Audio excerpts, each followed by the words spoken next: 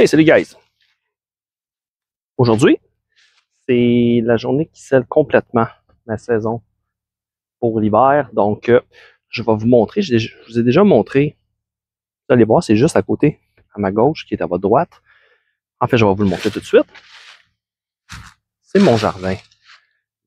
J'ai serré tous mes arbres, j'ai fait une vidéo avec vous. Je vous ai monté ça. Ça fait quand même un certain temps. Pour le reste, j'attendais que les feuilles soient toutes tombées dedans, puis qu'ils soient complètement en dormance. Donc, ici, j'ai plusieurs espèces.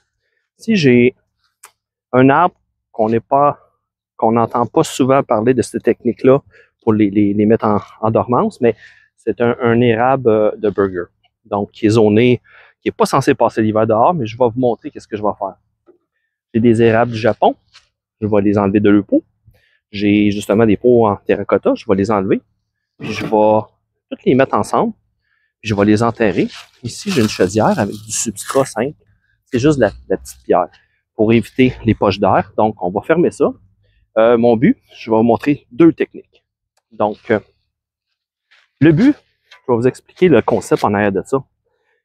Le sol, si vous avez déjà creusé, essayez de creuser pendant l'hiver, vous allez voir que ça gèle. Nous, ici au Québec, moi où j'habite, on a des températures sous les -30. Donc, ça gèle très profondément si on déneige, comme un driveway, exemple. Un driveway, quand vous déneigez, ça va geler un bon 3 pieds d'épais quand il y a des grosses températures bien froides, des hivers froids. S'il y a de la neige par-dessus, ça gèle presque pas. La neige est un des meilleurs isolants. Donc, ça peut geler à peu près juste quelques pouces. 2, 3 pouces, 4 pouces peut-être. Donc, en partant de ce concept-là, en utilisant la chaleur de fond, un peu comme la géothermie, simplement, je vais simplement garder mes arbres sous la terre. Pourquoi les mettre dans des bacs? Moi, je vais les mettre dans des bacs. C'est pour éviter que les branches pourrissent. Donc, ça prend une poche d'air alentour et non un arbre juste enfoui. Ça pourrait peut-être marcher, mais je ne prends pas de chance. Ce que je vais faire, je vais prendre le bac qui est ici. Simplement, vous voyez, c'est vraiment des restants que j'ai. C'est vraiment n'importe quoi, mais ça n'a pas besoin d'être compliqué. Regardez, un vieux bac qui est cassé dans le fond. Pour moi, c'est parfait. Parce que s'il y a de l'eau qui rentre ou whatever, un surplus d'eau, l'eau va s'évacuer dans le sol. Puis, j'ai plus le couvercle. Puis, comme vous voyez, il est pas mal éventré. Donc, je m'en ai déjà servi pour, j'ai un de mes bonsaïs, une cruche, qui est juste ici, une grosse cruche. Il a été en formation dans cet arbre-là, dans ce pot-là pendant 2 ans. Donc, j'avais mis ça des pets de terre. Il m'a servi de pot en plus. Donc, c'est une double utilisation. Puis, j'ai ramassé un vieux presswood. Hop, on va mettre ça direct par-dessus, tel quel. Ce que je vais faire, je vais creuser un trou. Et en partant du concept que le sol ne gèle pas en dessous de la terre, on va l'enterrer au complet. On va l'enterrer à peu près à ça en dessous de la terre. Puis on va mettre le couvercle par-dessus. Puis on va remettre une couche de terre par-dessus. Puis on va leur dire bonne nuit au printemps. Donc, pour toutes mes érables, mes tout petits, je parle érables, mais j'ai des conassiers, j'ai un arbre à thé, justement un arbre à thé chinois qui tolère à peu près -20, -20 peut-être, mais c'est trop froid ici. Donc, ce que je vais faire, je vais simplement, c'est mon dernier arbre qui a des feuilles ici. Donc, ça, puis mon cognacier qui en reste un petit peu, il va falloir que je coupe toutes les feuilles. Donc, on ne peut pas enterrer un arbre ou le mettre en dormance avec des feuilles parce qu'il y a encore la croissance ici. Donc, je vais limiter ça. Je vais lui aider un petit peu. Puis une autre chose, si les feuilles, on n'arrache pas les feuilles. Parce que le pétiole ici, c'est important. Si vous l'arrachez, je vais me rapprocher. Vous allez comprendre en même temps.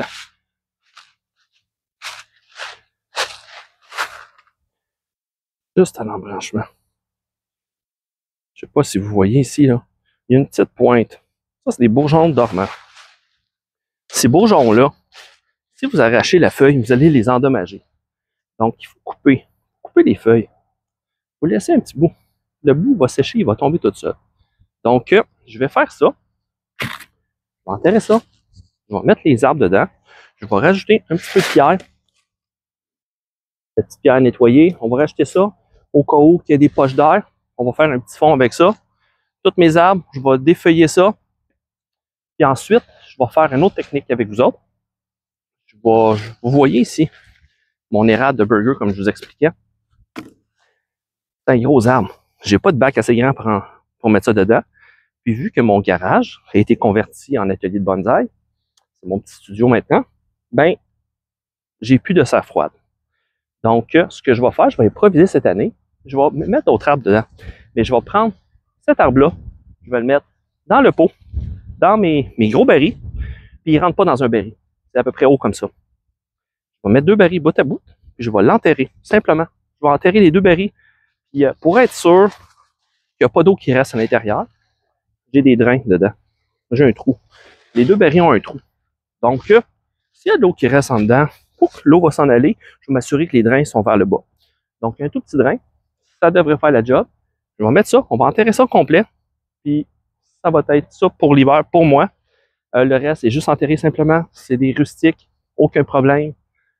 Du mélèze, du thuya, des épinettes, de la pruche, j'en ai plein ici, là. Aucun problème, j'ai rien fait.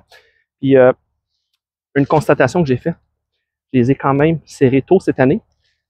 À l'automne, quand on serre nos hauses, ça commence à être plus difficile à arroser. On arrose, là, les hauses, là, présentement, c'est difficile, ça gèle. Donc, en les serrant plus tôt, il n'y a rien, j'ai rien fait, je les ai juste enterrés. Mais le sol est tout le temps humide à l'automne. Donc, ça l'évite de les arroser. Donc, c'est une pierre deux coups.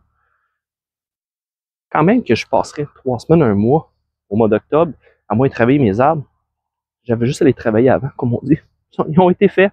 Donc, je les ai serrés, ils sont placés là, puis ils ont eu de l'humidité. Au lieu que je sois obligé de les arroser tout le temps, je suis sûr qu'ils ont passé, justement, qu'ils ont eu de l'humidité suffisante pour pouvoir toffer pour l'hiver. Puis, une autre chose, les feuilles n'étaient pas tombées dans les arbres. Donc, je vais vous remontrer tout de suite après. Il y a des feuilles partout. Les feuilles ont créé des poches d'air qui vont isoler supplémentaires. Donc, ça va faire une isolation supplémentaire. Puis, ça va justement aider pour l'hiver. Donc, il y a des arbres qui sont tout petits, qu'on ne voit pas. J'ai du calicarpa qui est tout petit. J'ai enterré pour les protéger parce que c'est limite ici.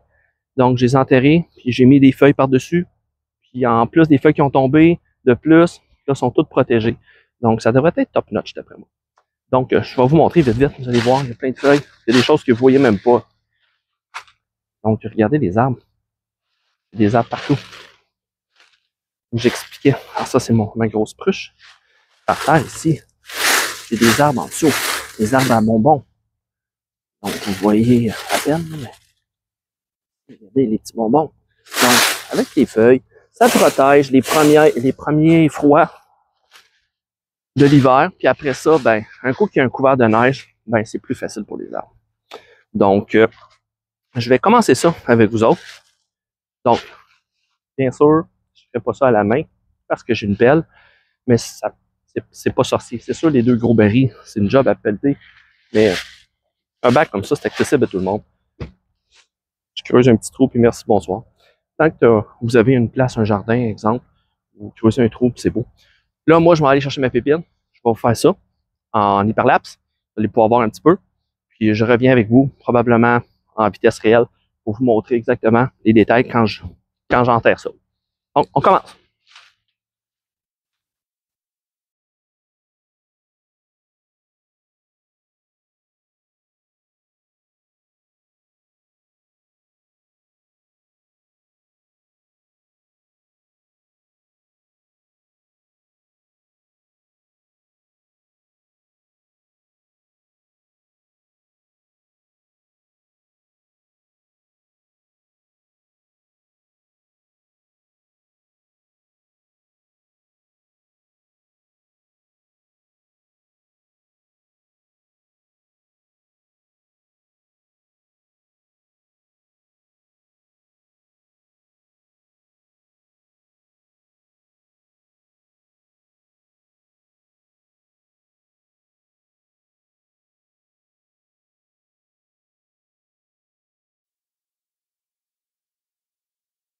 Bon, l'intro est faite.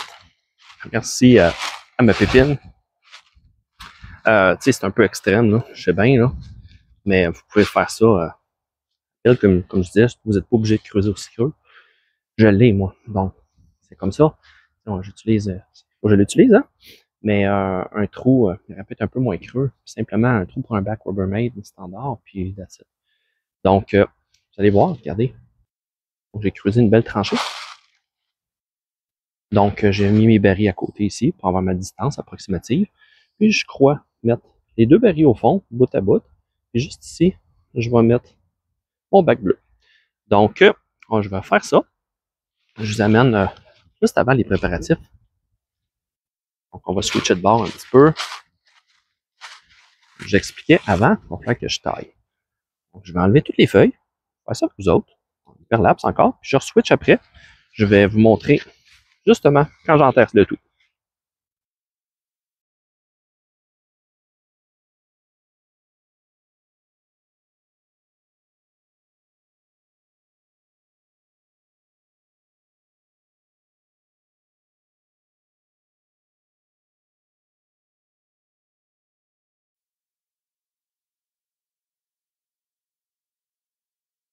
Vous vous demandez peut-être, en fait, de faire ça, là. J'imagine qu'il y en a plusieurs qui vont se demander pourquoi il se casse la tête avec ça. Pourquoi il ne fait pas juste tailler ses branches? Exemple, c'est un arbre gros comme ça, ou le gros qui est ici, pourquoi tu ne le tailles pas? C'est tout. La raison est super simple. Pourquoi je ne le taille pas? Dans le but, éventuellement, ça va être un petit arbre. Mais présentement, moi, selon mon goût, je veux des arbres plus matures, plus gros. Pour avoir des arbres plus gros, il faut que ça pousse. C'est aussi simple que ça. Comme cet érable-là de Burger.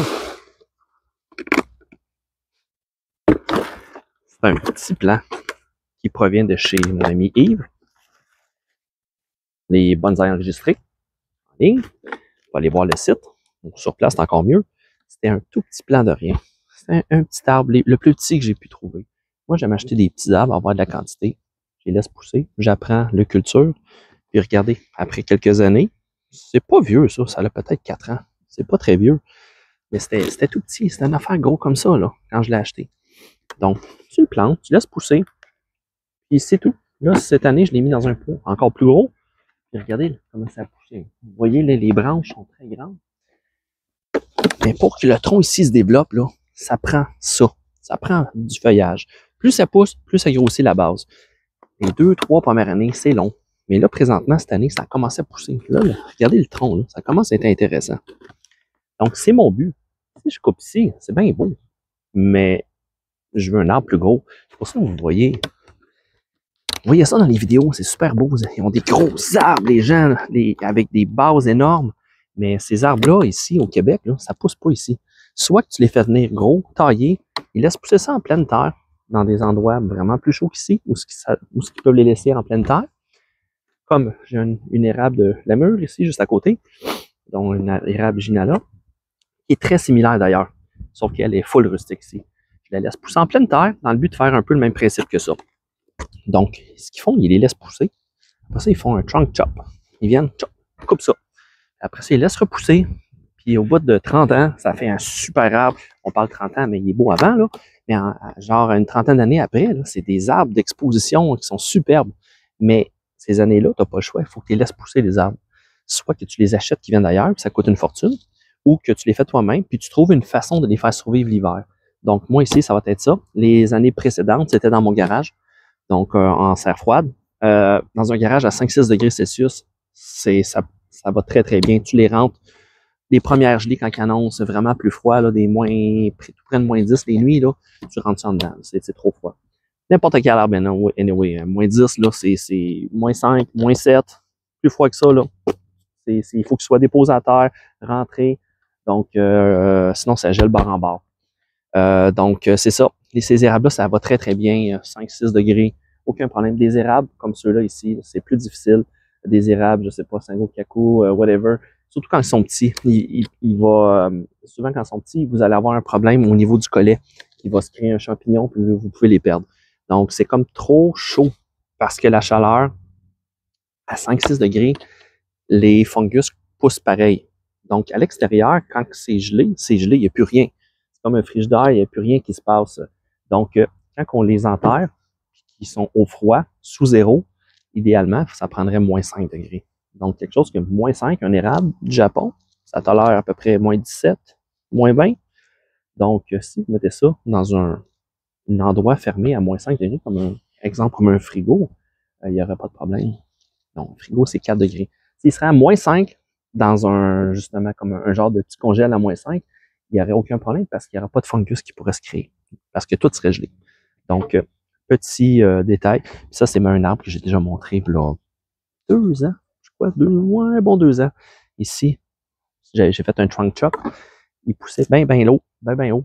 Puis ce que j'ai fait, un petit peu comme ça, mais un petit peu moins long, puis j'ai fait des marcottes multiples.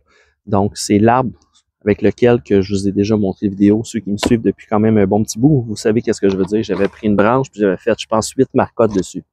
Donc, c'est un arbre qui était marcoté en chacun des branches. Ça prend une branche entre chaque. Donc, une marcotte ici, une ici, une ici, une entre les nœuds. Puis ça permet justement qu'il y ait de la photosynthèse, puis qu'il y ait un tire-sève entre chacune des marcottes.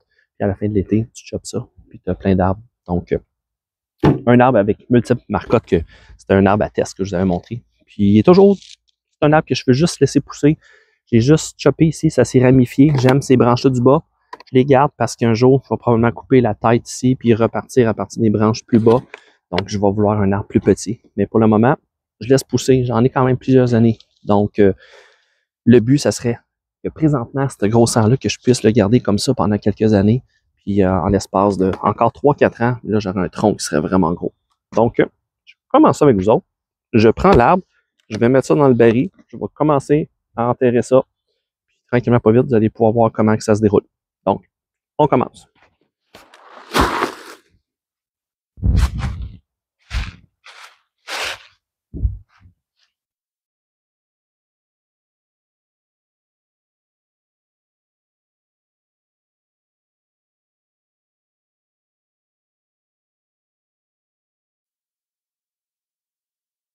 Bon, et voilà. J'ai eu un petit peu de misère, comme vous avez vu. Ici, j'ai pris la pelle. Je n'ai pas creusé assez large. Je savais que c'était un peu tête. Je pensais qu'en poussant dessus, ça aurait été correct. Ben, il manquait 2-3 coups de pelle. Donc, on va aller faire la suite. Vous êtes encore avec moi? Donc, pour la suite, on va simplement les arbres que j'ai ici, puis les mettre dans le bac. Donc, je vais enterrer ça dans le bac, juste de manière à protéger les racines. Faire le focus comme il faut. Donc, c'est ça ici. J'ai amené de la pierre, comme j'ai expliqué. Chacun des arbres, je vais les enlever de le pot parce que je veux pas perdre mes pots. J'ai pas le goût de perdre les pots à cause du gel. Donc, en principe, ça devrait pas geler bien fort en dessous. Donc, je fais simplement les enlever, les déposer avec le substrat. Quelques roches, les enlever.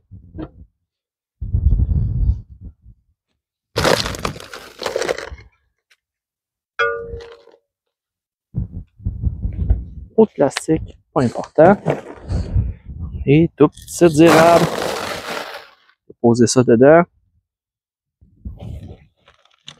On s'assure que toutes les branches soient à l'intérieur. Moi, je vais, ceux qui sont plus grands comme ceux-là, je les ai penchés un petit peu. On va les pencher sur le côté. Bien.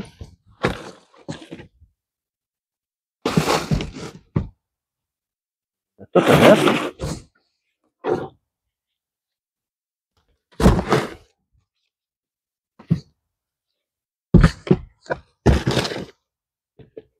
Quelques petites espèces plus fragiles. On va faire ça comme il faut. Comme je disais, il y a des craques dans mon bac. S'il y a de l'eau va s'évacuer. Et c'est pas mal ça, ce que je vais faire. Je vais simplement prendre un épaule aussi. Et les pins de racines de mes érables. Je vais les abrider. je ne veux pas les laisser complètement secs dans le fond du bac.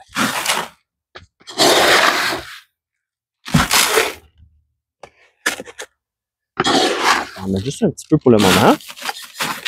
Parce que de la pierre, c'est lourd, qu'on se le dise. On va en mettre juste pour pas qu'il sèche présentement. Puis là, je vais prendre mon bac, je vais aller l'enterrer simplement. Donc, je vais vous montrer un petit peu, là. C'est rien de bien compliqué.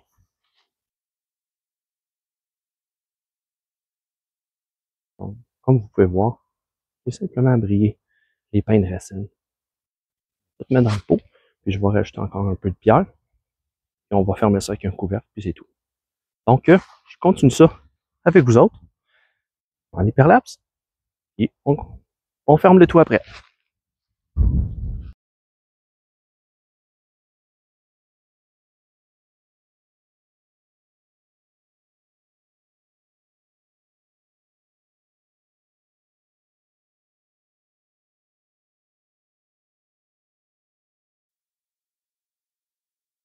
Et voilà, guys! Vous avez apprécié la petite vidéo. Ça vous a montré des fois des petites techniques différentes pour essayer, essai-erreur, mais en principe, en sachant que la terre ne gèle pas en dessous, ça devrait être correct. Donc, vous avez pu voir une autre façon de faire. C'est un peu, en fait, l'effet comme d'un cabot à patates de nos ancêtres. Donc, un cabot à patates en dessous de la terre, tu mets tes patates dedans, ils ne gèleront pas, ils vont être au frais tout l'hiver. Quand tu les sors, ça va être bon jusqu'au printemps. Donc, c'est un peu le même principe. D'ailleurs, j'ai en tête de me faire quelque chose comme ça pour éviter de rempoter puis dépoter mes arbres à toutes les années pour sauver ma poterie. J'ai en tête des projets. Je ne sais pas si ça va se réaliser, mais j'aimerais bien me faire un abri souterrain, donc un genre de caveau pour pouvoir mettre mes arbres parce que c'est bien beau, c'est peut-être un peu plus de trouble, mais de mettre des arbres dans un cabanon isolé puis de chauffer, c'est des coûts additionnels, puis il y a toujours des risques.